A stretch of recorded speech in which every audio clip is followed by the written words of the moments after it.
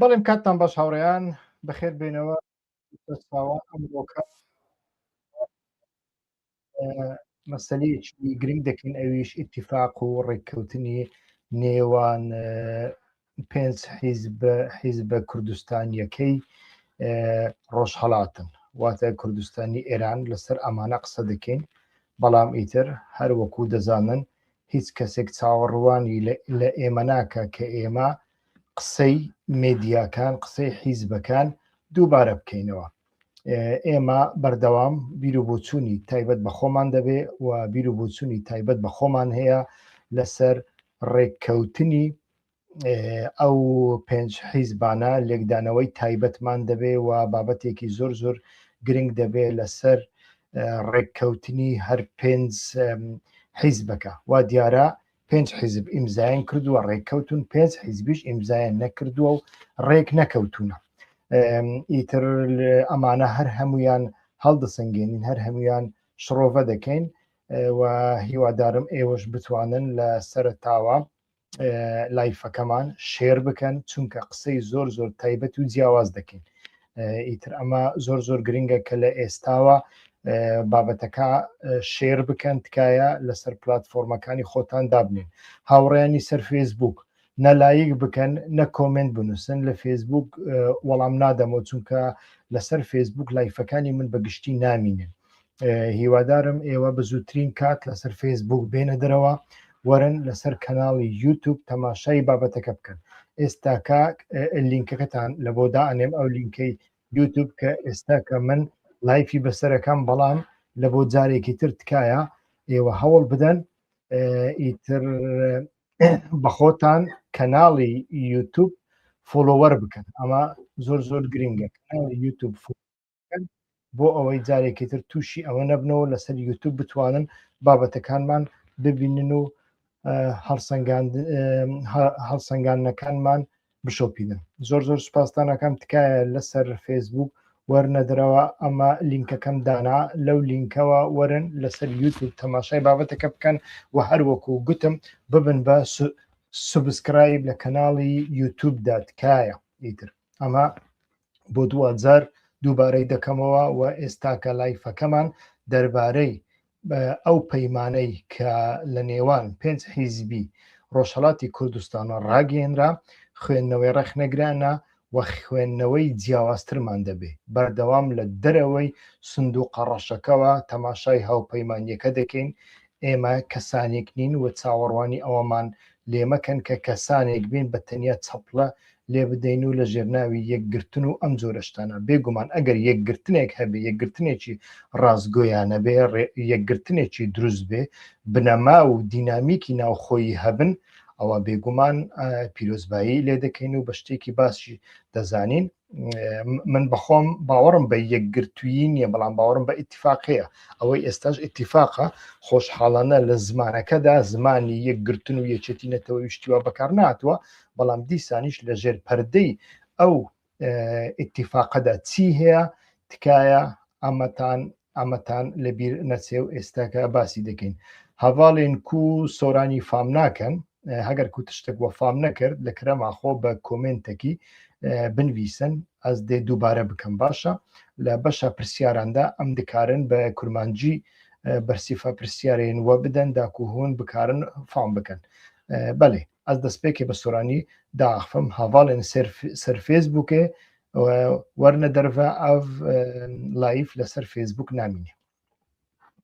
بەڵێ هەروەکو باسمان کرد لە سەرەتادا ئەمڕۆکە هەواڵێکی زۆر زۆر گرنگ کەوتە ناو چاپەمەنیەکانی کوردیەوە کە پێنج حیزبی ڕۆژهەڵاتی کوردستان ئیتر ڕێککەوتنێکیان ئەنجامدا و ئیمزایان کرد لە ڕاگەیانرێکی هاوبەشدا پێکهێنانی هاوپەیمانیەکی سیاسی و مەیدانی نوێیان بۆ ڕێخستنی تێکۆشان لە دژی ڕژێمی کۆماری ئیسلامی ڕاگەیان ئەم هەنگاوە دوای زنجیرەیە کۆبوونەوە دێت کە پێشتر لە ژێرناوی ناوەندی دیالۆگ ئەنجام درابوون. ئەو حیزبانەی کە پەیمانەکەیان ئیمزا کردووە هەروەکووتمان پێنج حیزبن حیزبی دیموکراتی کوردستانی ئێران، پارتی ژیانی ئازادی کوردستان پەژاک، کۆمەڵی شۆڕژگێڕی و زەحمەتکێشی کوردستانی ئێران بە ڕێبەرایەتی ڕەزاک کەعبی، سازمانی خەباتی کوردستانی ئێران، پارتی ئازادی کوردستان پاک، ناوە هەندێک حیزب هەنە کە بەشداریان نەکردووە، ناوی ئەوانشتان دوایی پێڵێن و زۆر زۆر گرنگە ئەمانە بۆ بەشداریان نەکردووە. ئەمانە لایەنی سیاسەتی هەرێمی هەیە، لایەنی سیاسەتی نێودەوڵەتی هەیە و لایەن و بنەمای ئیدۆلۆژی و سیاسی ناوخۆییشی هەیە. ئەمانەش باز دەکەین. ناوەڕۆکی سەرەکی بەیان نامەکە ڕێخستنی تێکۆشان واتە هەوڵدان بۆ ڕێخستنی گوتاری سیاسی و چالاکیە مەدەنیەکان لە ڕۆژهەڵاتی کوردستان و سەرانسەری ئێران، مافی چارەی خۆنووسین باسکراوە، جەختکردنەوە لەسەر مافی گەلی کورد بۆ دیاریکردنی چارە نووسی خۆی لە چوارچێوەی سیستەمێکی دیموکراتیکدا، وەلاوەنانی جیاوازیەکان باسکراوە، لایەنەکان ڕایەنگەیاندووە کە ناکۆکیەکانی ڕابردوویان وەلاوەناوە بۆ ڕوبەڕووبوونەوەی ئەو مەترسیە ئەمنیانەی کە ڕوبەڕووی بزوتنەوەی کورد دەبێتەوە و لە هەمانکاتدا باسی یەکسانی و دیموکراسیش بە کورتی کراوە، پابەندبوون بە پرەنسیپەکانی یەکسانی نێوان ژن و پیاو، پشتگیریکردنی دیموکراسی بۆ هەموو پێکهاتەکانی ئێران و ئیتر هەوڵدان بۆ دروستکردنی نوێنەرایەتێکی یەکگرتوو لە دەرەوەی وڵات بۆ گەیاندنی دەنگی گەلی کورد بە کۆمەڵگەی نێودەوڵەتی. ئەو لایەنانەی کە ئیمزایان نەکردووە یان بەشدار نەبوونە، هەرچەندە زۆربەی پارتە سەرەکیەکان ئەو وەکو ئەوان باز دەکەن ئەڵێن بەشدار بوونە، بەڵام هەندێک باڵی دیکەی حیزبەکانی ڕۆژهەڵات لە ناو لیستەکەدا ناویان نهاتووە. لەوانە کۆمەڵە ڕێکخراوی کوردستانی حیزبی کۆمونیستی ئێران بە سەرۆکایەتی ئیبراهیم عەلیزادە کە بەهۆی جیاوازی ئیدۆلۆژی و سیاسیەوە لەم جۆرە هاوپەیمانیە نەتەوەیەدا بەشدار نەبوونە و کۆمەڵی زەحمەت کێشانی کوردستان باڵی عومەر عیلخانی زادە کە ئەمانەش بەشداریان نەکردووە. با بینە سەر هەڵسەنگاندن. ئیتر هەڵسەنگاندنی بابەتەکە زۆر گرنگە.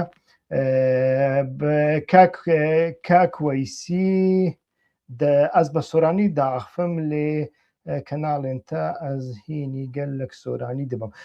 بەێ کاک وەیسی هەواڵێندنەیە کورمانجی ئاخف ئیدی هەگەر وە فام نەکرد هون دەکارن پرسیارێکی زەلال بنویسن وە کیژان مژار فام نەکردە ئەس دەکارم بە کورمانجی بکەم. ئەس بە سۆرانی بەردەوام دەکەم. با بینە سەر هەڵسەنگاندن ئەم شڕۆڤە دەکەین. لە 15 ساڵی ڕابردوودا ئیتر بەرەکان یعنی ئیتر حیزبە کوردستانیەکانی کوردستانی ئێران ڕۆژهەڵات بەسەر دوو بەرەدا زیاتر دابەش ببوون. بەرەیەکی چەپ کە پەژاک و کۆمەڵی ڕێکخراوی حیزبی کۆمونیست بوون، بەرەی دووەمینیان ئیتر کۆمەڵی معتەدی و حیزبی دیموکرات بوون. ئیتر حیزبی دیکە لە دەرەوە دەمانەوە ئیتر و بەمانای ئیتر حیزبەکەی سەید ئیبراهیمی عەلیزادە بە گرنگی دەزانی کە بنەما ئەیدۆلۆژیەکەی بپارێزی، چونکە نەیدەویست لە ژێرناوی یەکگرتن و نەتەوایەتیدا بکەوێتە ژێر هەژمون و ڕکێفی حیزبی دیموکراتی کوردستان. ئەمە ڕاستیەکە، یعنی ئێمە دەبێ باس لە ڕاستیە سۆسیۆلۆجیەکان بکەین، ڕاستیە سیاسیەکان بکەین. هاوکات ئەوان نەیان دەویست لەو بەرەیەدا خۆیان ببێنەوە کە وەک بەرەیەکی سۆسیالیستی پەکەکەش و یانیش وەک بەرەیەکی پەکەکەش دەبیندرا. بۆیە لە بینی هەردوو بەرەدا هاتو چوونیان هەبوو زیاتر لەگەڵ پەژاک لە ناو ئەوە بوون، لە ناو ئیتیفاقدا بوون بێگومان، بەڵام ئەو ئیتیفاقە لە هەموو بوارێکەوە ڕێیان نەدەگەیان، هەرچەندە کەسایەتی ئیبراهیم عەلیزادە بەخۆشی هەندێک باجی ئەم جۆرە پەیوەندیانەی لەگەڵ پەکەکەدا. ئەو دەقەی کە لێرەدا بڵاو کراوەتەوە ئیتر لە چوارچێوەی دەبینین کە لە زمانەکەی تەماشا دەکەین. ئەمە هەڵسەنگاندنە، ئەمە بۆ چوونە ناڵێن سەدیسەد ڕاستە، بەڵام بۆ چوونی منە بەلایکەمەوە تەماشا دەکەین چوارچێوەی سیاسەتێکی کۆنسەرڤاتیفی ڕاستڕەوی تێدایە. نووسینەکە لەسەر یعنی تێکستەکە لەسەر ئەو بنەمایە نووسراوە بە تەنیا ئەوە نەبێ کە باسی یەکسانی ژن و پیاو دەکات، بەڵام ئەمەشیان بەس نییە. یعنی ئەمەیان ڕنگ بێ بۆ ڕازیکردنی حیزبە چەپەکان بێ بۆ لەسەر داخوازی پەژاک بێ، بەڵام باس لە مافی ژنان ناکە. یعنی هیچ حیزبێکی کۆنسەرڤاتیڤ لە ڕۆژهەڵاتی ناوەڕاستی ئەمڕۆدا نەبووە ئەو فێڵە لە ژنان نەکە کە ئەوان بە چاوێکی یەکسان تەماشای ژن و پیاو دەکەن. لە حیزبی بەعسەوە بگرێت، لە پارتی دیموکراتی کوردستانەوە بگرێت، لە یەکێتی نیشتیمانی کوردستان بنەوە بگرە، لە حیزبی دیموکراتەوە بگرە، هەمویان. بەڵام ئەتۆ لێرەدا خوێندنەوەت لە بۆ مەسەلەی ژنچیە، لە بواری کۆمەڵایەتی خوێندنەوەت لە بۆ دایک چیە، لەو بارەوە ئەتو خوێندنەوەیەکت هەیە مافەکانی ئەوان چینکەوە تا بە تەنیا یەکسانیەکە بە دوو وشە وا پێ دەچێ هەندێک خۆ فریودان بێ و یانیش لایەنی بەرامبەر فریودان بێ. لە هەمووشی گرنگتر لەو وەزعی ئێستادا تەماشا دەکەین بە یەک وشەش باس لە عەدالەتی کۆمەڵایەتی نەکراوە. ئیتر کە زۆر زۆر گرنگە لە بۆ هەموو حیزبەکان گرنگە، یعنی ئەمانەی چەپن و ئەمانەی لیبرالیشن تەنانەت ئیتر یانیش ئەمانەی لە ناوەڕاستدان لە بینی چەپ و ڕازدان لەو بارەشەوە تەماشا دەکەین باس لە عەدالەتی کۆمەڵایەتی نەکراوە کە عەدالەتی کۆمەڵایەتی دروشمێکی سەرەکیە ئەمڕۆ لە خۆپیشاندانەکانی ئێرانیەکاندا بە کورد و ئیتر تورک و عەجەم و فارس و عەرەب و بەڵوجیشەوە تەماشا دەکەین کە مەسەلەی عەدالەتی کۆمەڵایەتی زۆر زۆر لە پێشە. بەڵام لەو بڵاوکراوێدا کە ئیمزای هەر 5 حیزبی لەسرە بە هیچ شێوەیەک ئیتر تەماشا دەکەین باسی عەدالەتی کۆمەڵایەتی نەکراوە. لێرەدا جێگای پرسیار دیسا ئەچێتەوە سەر پەژاک کە ئایا پەژاک لەسەر چ بنەمایەک ئەم دانوستانانەی ئەنجام داون هەتاوەکو ئێستا ڕوون نییە، وەلا هەمان کاتدا هەر تێکستەکە بە خۆی تێکستێکی ڕوون نییە، چونکە دەقەکان زۆر ئاڵۆزن، زمانەکەی زۆر خراپە بۆ تێگەیشتن، دەبێ هەندێک بڕگە 2-3 بخوێنیەوە هەتاوەکو لێی تێگەی ئەمە زۆر زۆر گرنگە. وەلا هەمان کاتدایتر هەڵومەرجەکە لە چه هەڵومەرجێکدا ئەمە ڕوویداوە، ینی بە تەنیا ئەو هەڵومەرجە بەس نییە کە ئێران تێدایە، بەڵام مەیلی دەرەکی تا چڕادێک کاریگەری کردووە و یانیش گوشاری کردووە کە ئەو دیالۆکەی کە پێشتر هەبووە، دیالۆکەکە هەرچەندە بنەماکەی من نازانم چەند بەهێز بوو، بەڵام ئەو دیالۆکە بگاتە ئاستی ئەوەی کە 5 حیزب بەلای کەمەوە ئیمزای بکەن کە ئەو حیزبانەش هەر هەمویان زیاتر لە ژێر ڕکێفی پارتی دیموکراتی کوردستاندان، ئەمانەی لە ژێر ڕکێفی یەکێتیدان ئەمانەیان ئیمزا نەکردووە. ئیتر ئەمە زۆر زۆر گرنگە لێرەدا، یعنی مەیلێکی دەرەچی هەیە یان نە ئەمەیان نازانین.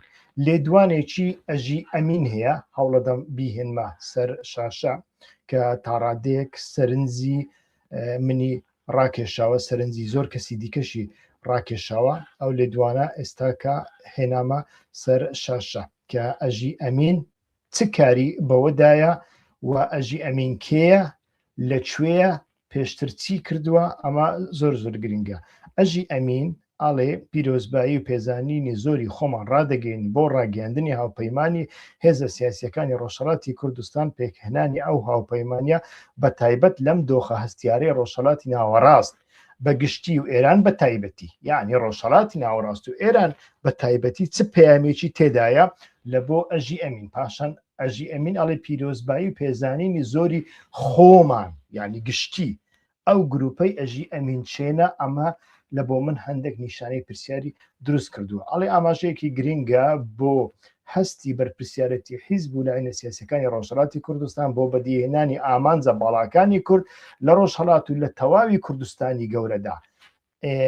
ئێمە دیسا ئەڵێ ئێمە یعنی گروپە ئەمە پشتیوانی تەواوی پیلان و بەرنامەکانی ئەو هاوپەیمانەی تێدەکەین کە لە 2010دا بەدیهێنانی مافی چارەی خۆنووسینی کورد و کۆتایی هێنانە بە ڕژێمە دیکتاتۆریەکان. ئەمە زۆر زۆر گرنگە، یعنی ئەمەتان بۆ لا دەدەم ئەو لێدوانەی ئەژی ئەمین کە باسم کرد. باش ئەمەش لێدوانەکەی ئەژی ئەمین هەروەکو وتم، یعنی هیچ هەتاوەکو ئێستا لە کوردستاندا با ئۆبژەکتیڤ بین، با بابەتیانە بین، با ڕاستگۆ بین لەگەڵ یەکتری، هیچ ئیتیفاقێکی کوردستانی هەتاوەکو ئێستا ئەگەر مەیلێکی دەرەچی نەبوو بێ ڕانەگەێنراوە. ئیتر ئەو مەیلە دەرەچێت چێە بەڕاستی هەتاوەکو ئێستا نازانی. ئەمریکایە من لەو باوەڕەدانیم، یعنی چونکە تەماشا دەکەین دۆناڵد ترامپ بەخۆی ئامادە نییە لەگەڵ پەهلەوی دابنیشێ و بە ئاشکرا کۆب بێتەوە، ئەڵێ چونکە نازانم دەتوانی بیکە یان نا.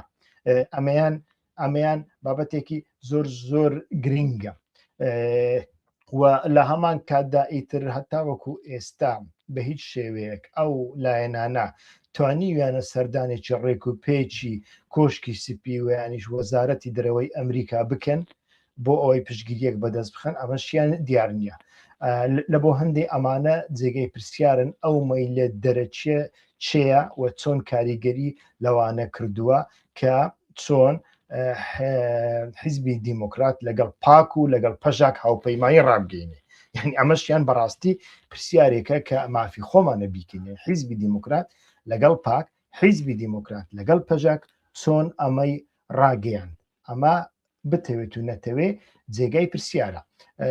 ئیتر ڕاستە لەناو پەژاکدا ئیتر پراگماتیزمێکی سیاسی هەیە کە زۆر جار دوورە لە فکر لە ناو بزوتنەوەی ئاپوچی ئەمە دەبینین، یعنی زۆر جار کە تەماشا دەکەی کە تووشی تەنگاوی دەبن ئیتر گوتارەکەیان دەبێتە گوتاری پارتی، دەبێتە گوتاری بەحسی، دەبێتە گوتاری پان ئێرانی بۆ نمونە. ئەمانە هەمویان دەبینین، بەڵام هەروەکو وتم ئەو دەستە ئەو مەیلە دەرەچێش ئینسان ناتوانێ وەلای بنێ و باسی لێوەنەکە. لە هەمووی گرنگتر هاوڕێیان حکوومەتی هەرێم لێدوانیدا چێ لێدوانیدا وەزارەتی ناوخۆی حکوومەتی هەرێم لێدوانیدا لە لێدوانەکەدا گوتی هەندێک لایەن لە ناوەوەی هەرێمی کوردستان هەڕەشە لە دراوسێکانمان دەکەن، ئەمە جێگای قبول نییە، چونکە لە لێدوانەکەی ئەو پێنج حیزبەدە لە ئیتیفاقەکەیدا و لە لێدوانەکەی ئەژی ئەمیندا باس لە ڕووخانی کۆماری ئیسلامی دەکرێت و ئیتر وەکوتم لەلایەک ئەو حیزبانەی کە بەشداریان کردیە بەشی زۆریان لە ژێر نفوزی پارتی دیموکراتی کوردستاندان ئەگەر بارەگایشیان لەوبەر و لەوبەری ناوچەی یەکێتیشەوە هەبێ، بەڵام سەرکردەکانیان مالیەتەکەیان پەیوەندیە دیپلۆماسیەکەیان پەیوەندیە سێبەرەکەیان زیاتر ئەتوانین بڵێن لە ژێر هەژمونی پارتی دیموکراتی کوردستاندایە و ئەمانە ئیتر بەشداریان کردووە، ئەمانی دیکە بەشداریان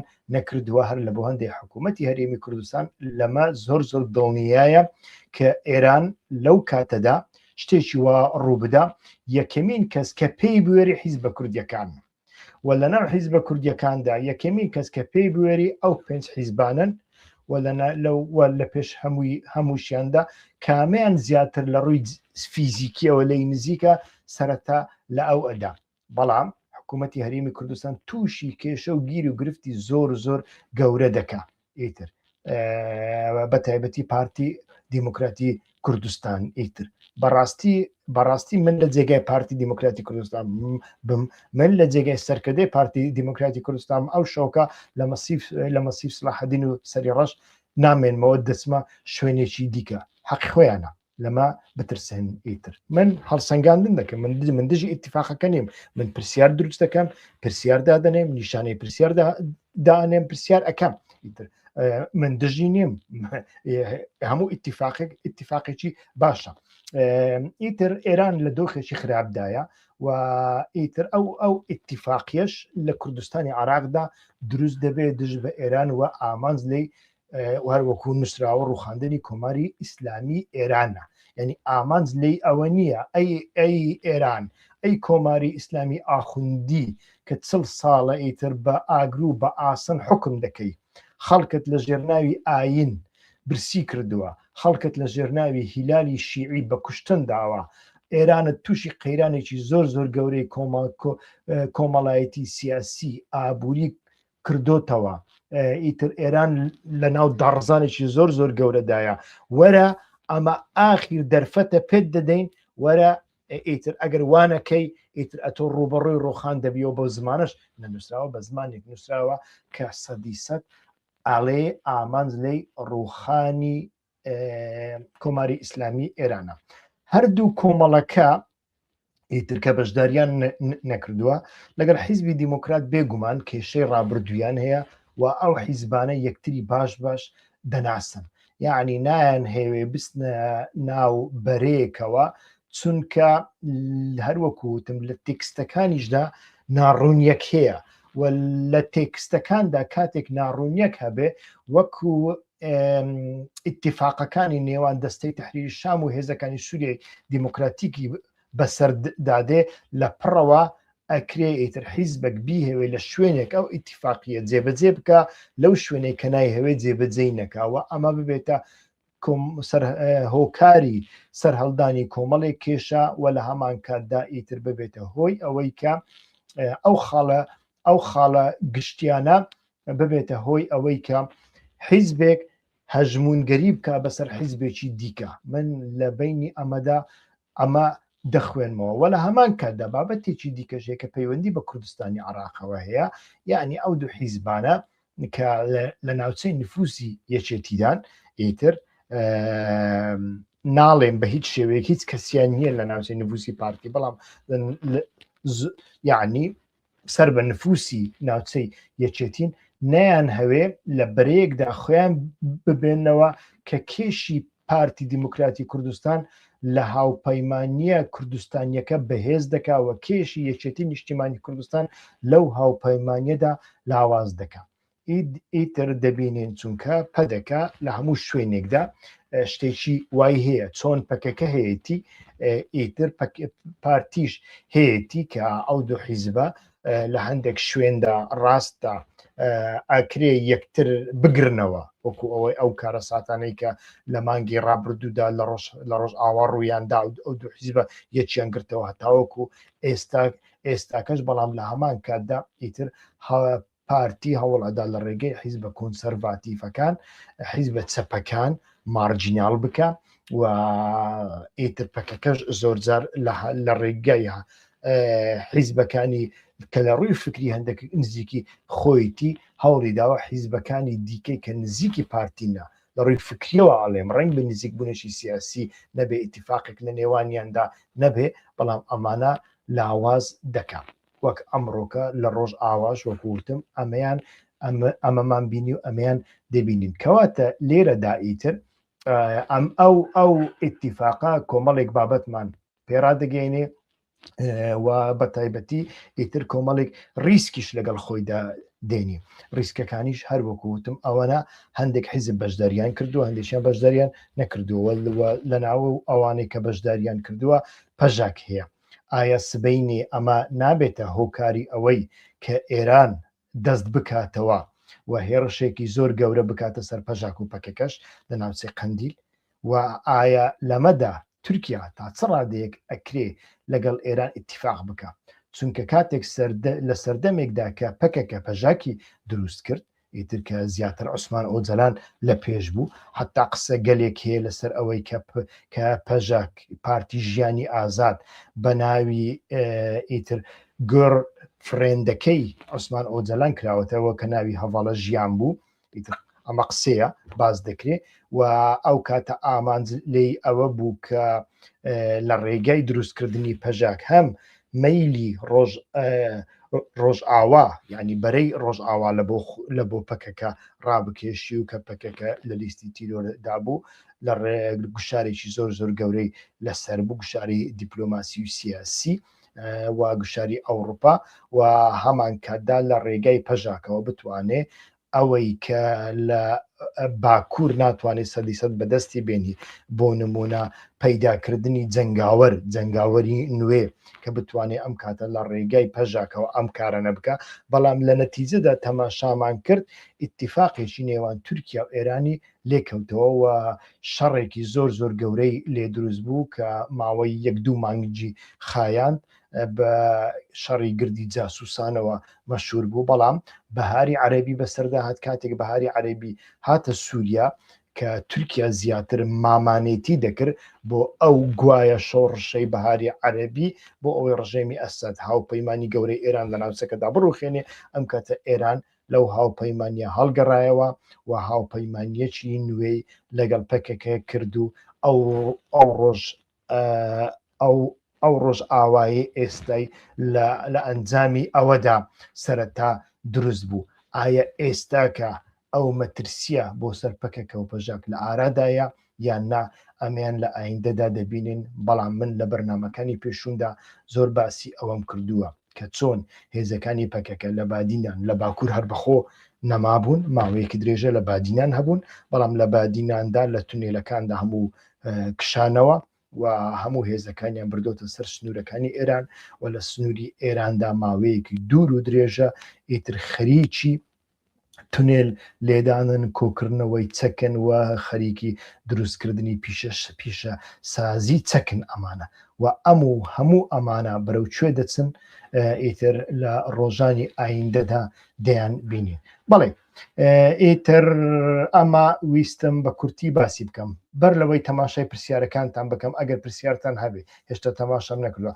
هەواڵێن کورمانجی ئاخەفر تشتێک هەیە وەفام نەکردبێت لە کەرەماخۆ بە کورتاسی بنویسن کیژان مژار و فام نەکریە هون بنویسن ئەژی لە سەری بە حتا بنی لێت نەرم کا بزانم کەسێکی پرسیارێک کریە ئەن هەگەک و پرسیار بێ و تێکلیا خۆ بەvێ مژارێوە هەبێ ئەزێ بە کورتاسی هەوڵ بدەم لەسەر پرسیارەوە باخفم هەگەرکو نەبێ ئەم vê mijarê îroneha qepat dikin lê sibê ئەم دێ بە میوانên تایبەت دا لەسەر vê mijarê çend layfan ئەنجام بدەن.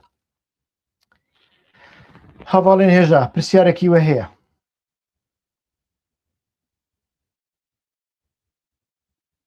بەڵێ کاک هیوا پرسیاری کردووە و کاکیوە کۆ پرسیارەکە سلێت بەڵێ کاکیوا پرسیاری کردووە بەشداری نەکردنی باڵی دیکەی کۆمەڵە پەیوەندی بە بەڵێ نزیکایەتیان هەیە لەگەڵ بەرەی سەڵتەنەت تەڵەب بڵێ 100% ئەمەش هەیە. ئەو خاڵم لەبیر چوو زۆر سپاس دەکەم کاک هیوا کە ئەمەد بەبیر هێنانەوە. یعنی بە تایبەتی عەبدوڵڵای موحتەدی کە ئیتر پەیوەندێکی زۆر باشی لەگەڵ سەڵتەنەت تەڵابەکاندا هەیە نایهەوێ بچێتە ناو بەرەیەکی ئەتنیکی و بیر لەوە دەکاتەوە لە ئەگەری ڕوخانی ئێراندا احتیمال هەیە بەپێی ئەو لە ئیتر لە ئێراندا سەڵتەنەت تەڵابەکان بێنە سەردەسەڵات چونکە ئۆپۆزیسیۆنێکی دیکە ئێرانی نیە لە بۆ هەندێ خۆی لە ناو ئیتیفاقێکی بچووکی ئەتنیکی و قەومی کوردستانی نەبینێتەوە. ئەوە 100% هەیە بەڵام وتم ئەمە پەیوەندی بە دوو بابەتی دیکەشەوە هەیە. بابەتی نێوان مەسلەی هەژمونگەرایی نێوان یەکێتی و پارتی لە هەمان کاتدا مەسلەیەکی ئیدۆلۆژیش هەیە. ینی ئەم حیزبانە پێیان وایە کە منیش بەخۆم پێشتر لەگەڵ ئەم حیزبانە دیالۆگم هەبووە بەردەوام باسی ئەویان کردووە کە ئیتر ئەگەر ئیتیفاقێکی زۆر ڕوون و ئاشکرا نەبێ ئەوان لەگەڵ حیزبی دیموکرات ناکەونە ناو ئیتیفاق ئەوان ئەزمموی خراپیان هەیە ئەزمموی پێشویان هەیە ئەزمموی خراپیان هەیە. ئیتر ئەمە هەیە یعنی سێ لایەن هەنا لەو بارەیەدا کە ڕۆڵ دەبینن ئەو لایەنەی جەنابیشت باست کرد ئەمەشیان زۆر گرنگە.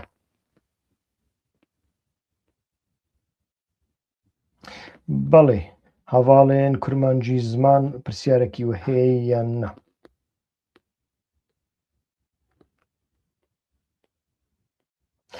من کاکە عەبدوڵڵا پرسیاری جیاواز لەو بەرنمەیەدا نەوروژێنین باشات چونکە بەڕاستی من نامەوێت کاتەکە بە فیرۆ بدەم ئێستا کە چەند هاوڕێک لەسەر خەتن و کاتی ئەمانە بە فیرۆ دەچێ نامەوێ بخزمە سەر مەسەلەی ئۆجەلان و پەکەکە داوای لێبوردنەکەم لە ئایندەدا لەسەر ئەو بابەتە ئیتر لایفمان دەبێ.